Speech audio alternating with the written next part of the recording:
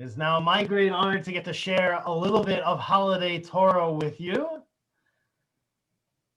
And I'm here tonight to talk about something that is easy to hear, but hard to understand. You may have heard that sorry is the hardest word. It's an idea shared by Elton John in his song, Sorry Seems to Be the Hardest Word. It's an idea shared in the children's book, The Hardest Word, where the main character has a hard time offering up a true apology. You get PJ Library, you know what I'm talking about. It's that book with that big bird on the cover. It's an idea that we have all heard shared by someone older and wiser. But is sorry really, truly the hardest word? Now, I'm not asking if there are longer or more complex words. Clearly, sorry is beat for length by words like supercalifragilisticexpialidocious, and for complexity by words such as defenestrate.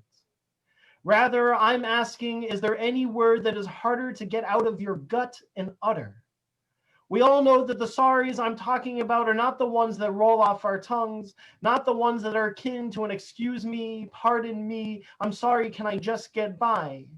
When we talk about sorry being a difficult word, perhaps even the hardest word to say, we're talking about a sorry that starts from all the way down in our guts, the type of word that is offered with emotion and which affects change in ourselves and in others. A powerful sorry that is offered truly can change a life. And knowing that sorry can be so powerful, it's a hard word to offer. It's a word that sits on the tips of our tongues, necessary, but oh so difficult. But is sorry truly the hardest word to say? Surely the difficulty of any word varies from person to person and from context to context. So let us not talk in general, but here at TBD, for us and our temple family, what is the hardest word? Help. Help me. I need help. Like sorry is a word that sits deep down in our guts, a word that when offered truly and honestly can change a life. And because of this power, we see it as a burden, something too heavy, too much to put onto another. So we don't ask, we suffer silently. I promise you, for us here at TBD, help is our hardest word. This has been a year that for all of us has seen an expansion in our needs and a reduction in our abilities. There is not a one of us whose life is just as it was 6 months ago. This amount of change has created complicated new realities for all of us. Despite all this upheaval, one thing remains the same: the power of religion. Now here I do not mean the awesome power of faith, nor the strength that one can find by believing in the divine. I do not mean the power that can be found in our texts, nor in our ancient traditions. Rather, I'm talking about the type of power found in our religion by people like Nachum Ish Gamzu. There are many interesting stories to be told of Nachum Ish Gamzu, a person who always said, "This too shall be for the good." He traveled to meet the Roman emperor. His wisdom was sought far and wide, but I don't wish to tell you about his whole life. Rather, I'd like to take a moment to focus on the end. In our text, we're told the story of a group of students going to visit Nachum Ish Gamzu.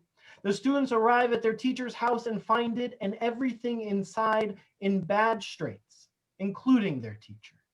From the outside, the house looks like it's about to fall down, and as they make their way inside, the students find Nachum Ish Gamzu lying in bed, a quadruple amputee covered in sores. The bed's 4 legs are each submerged in a bucket of water so that the ants on the floor can't make their way to bite Nachum's body. Seeing their teacher this way, the students begin to cry out. Nachum, though, he rejoices. Seeing their teacher in such a situation, we can understand the students' feeling of pain, worry, and sadness.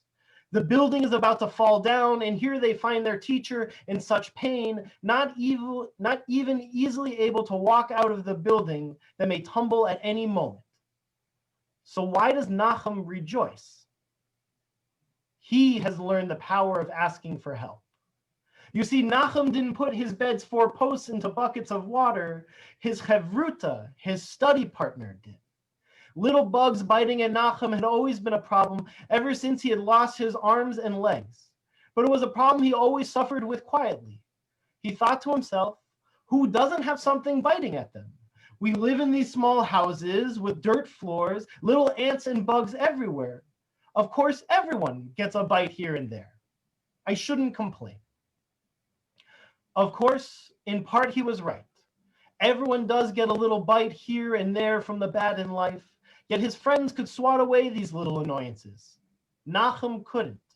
He would try his best, jerking himself this way and that to try to calm an itch or bid well to an annoying bug.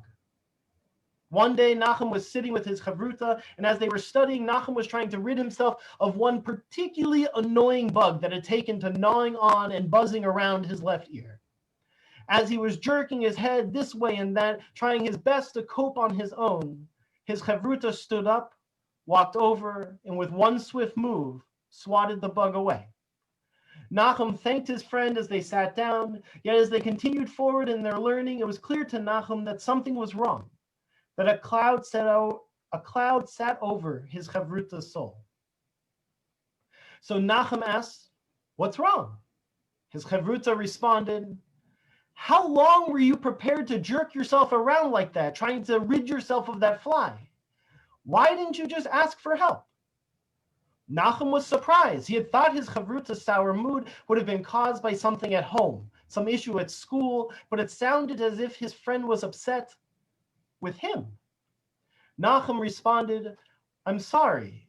I didn't mean to upset you. I was just trying to..." Nachum's chavruta interrupted him. "Here we were studying, trying to understand these holy words of Torah, and then I look over at you. I was so confused. I couldn't figure out what you were doing, why you were jerking to and fro in that way.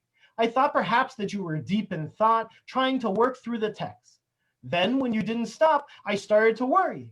Perhaps you were choking. Perhaps one of those nuts that you've been snacking on didn't make it all the way down. Then I saw it, the little fly by your ear. Do you think it's enjoyable to see you suffer so? Here I am, your friend, sitting across from you, and the only way for me to figure out that you need my help is to watch you and to try and divine your needs. If you need my help, I want you to ask." Nachum sat quietly for a moment. Then he said,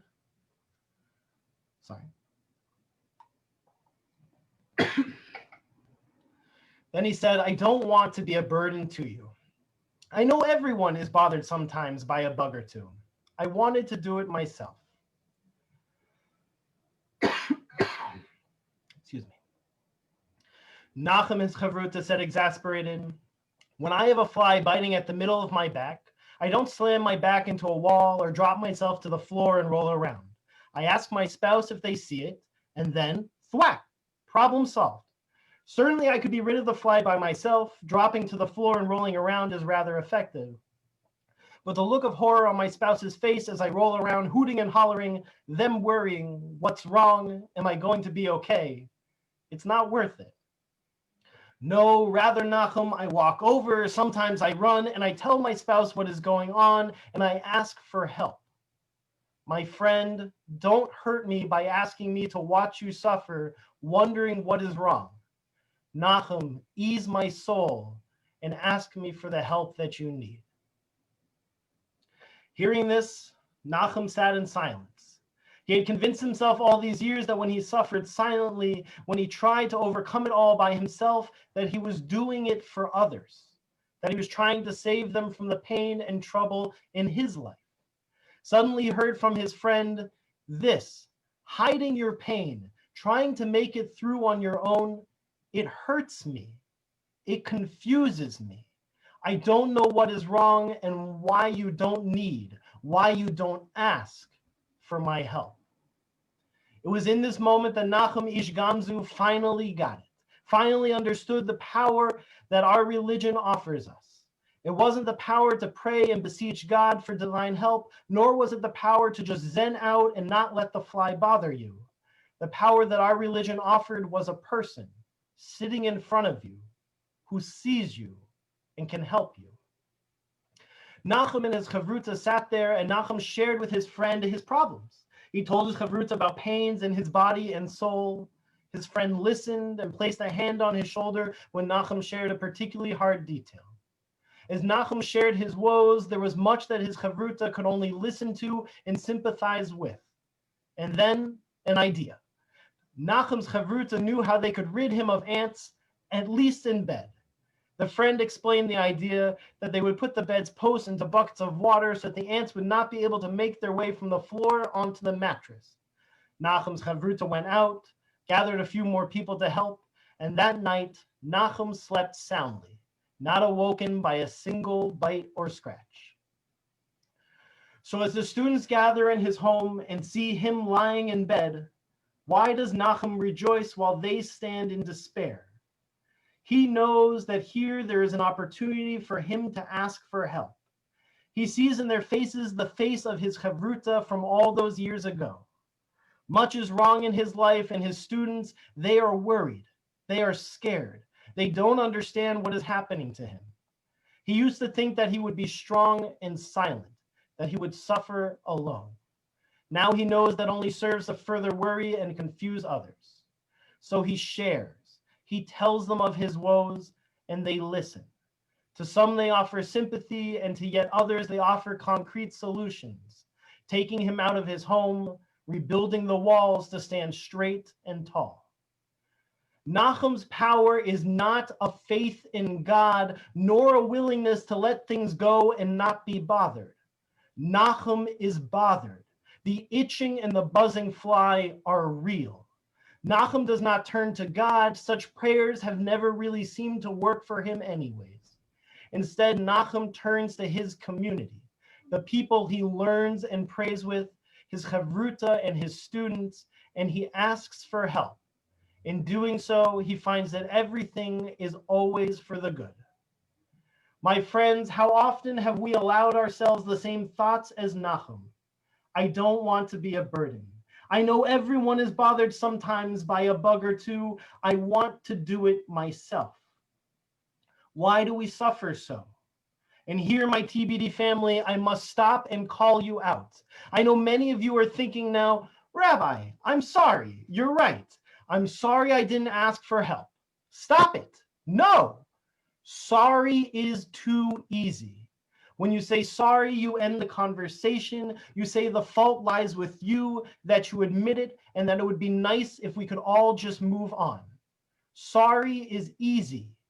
Asking for help is hard. It is not easy. It is perhaps the hardest word we can utter, but I promise you, my friends, help is the power our religion offers to us.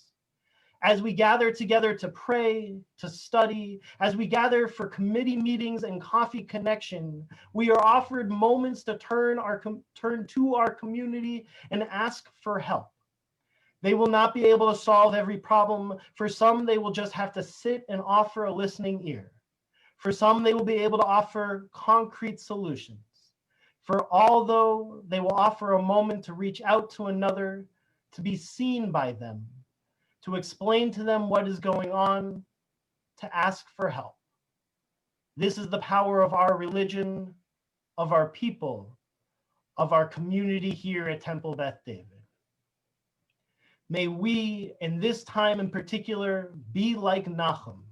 May we see the face of his chavruta, confused, and remind ourselves to ask for help and to be asked for help. May this bring understanding and support to us from our community at the moment of our suffering. May we in this way see our friends clearly and bring healing to us and our world. Shana Tova.